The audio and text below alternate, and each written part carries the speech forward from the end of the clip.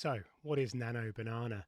Well, it's a little bit of a warning shot to OpenAI again from Google. They've effectively dropped a really powerful image creation tool for free into your account. So, everything I'm about to show you can do for free. And they've dropped a few other little nuggets in there, and the war continues. So, let's see what it's all about. Well, here's a picture of me. I'm using Google AI Studio just for a secret feature that you'll see in a moment. But you can do this just through Gemini. And if you just do that and come into Gemini and just do search for it or gemini.google.com, you can do exactly the same from in here.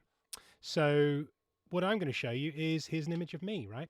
And all I did is create an image of me wearing a banana costume in homage to Nano Banana's name, a strange name, but just one of those that is historical from Google.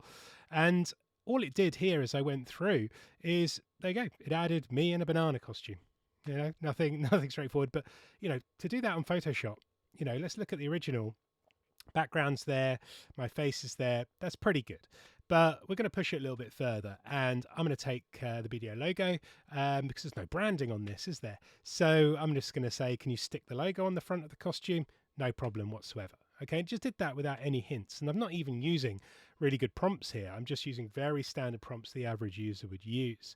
But then again, I wanted to say, right, okay, I deal with education, digital skills. So this time I want to replace me teaching some digital skills, group of professionals, keep me in the costume. There I am, and it is me. If you can zoom in, it's not a problem. But everyone's a bit bored here, right? So I decided to have people cheering me, obviously. And so there we go. That's a bit better. Everyone's a bit more engaged in my lesson, but not enthusiastic enough for me. I want people jumping for joy. And there we go. We've got a great end of a session with Rory, obviously. But again, what's the value in this? It is useful. I'm doing a little post here on LinkedIn, but there are times in which you might want just an image to go on PowerPoint, stuff like that. But for professional images, it does go down rabbit holes, right? So I decided that, hey, I want a few people carrying me on this one. I didn't go in, there I am. But I thought the background's lacking something. So what should I do? I'll put in the red arrows, right? So I just said, have the red arrows passing by the window. And I knew exactly what would happen here, really, because I was a little bit canny with this. I did know where I was pushing it. And sure enough, there's some red arrows, going forward. But then I decided, and this is where AI starts to falter. I said, no, I meant the red arrow planes, right? And once you go down a road with AI image generation, it's really hard to backtrack that. And so it had the red arrows better, but it was in the room. And I said, no, not in the building, passing behind us. And then it just couldn't deal with this concept, right? And that's when it's usually better to just start again. But actually, reason I use Google AI Studio, which is again for free rather than the just straightforward Gemini, is I can actually now press these three dots here and branch.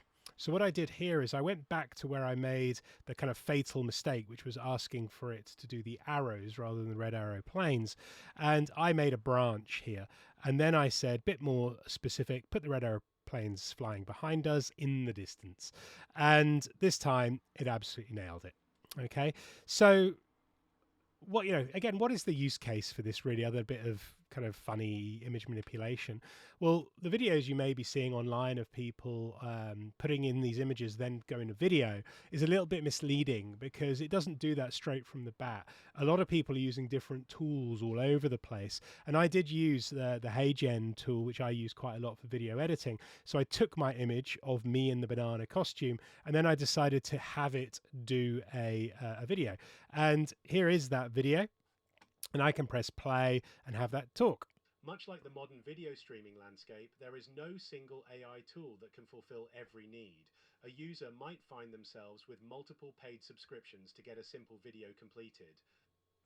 And it's not that great, it's quite obvious that it's AI, and I think this is still where we're at. And while clever, not necessarily useful. If you just want a bit of kind of fun marketing, and there is a place for that, absolutely, then this will hit the spot. But when it comes to serious corporate branding and serious stuff, I think it's still a way off. Has it changed the game again? Absolutely, it has, and there'll be people using this in very interesting ways.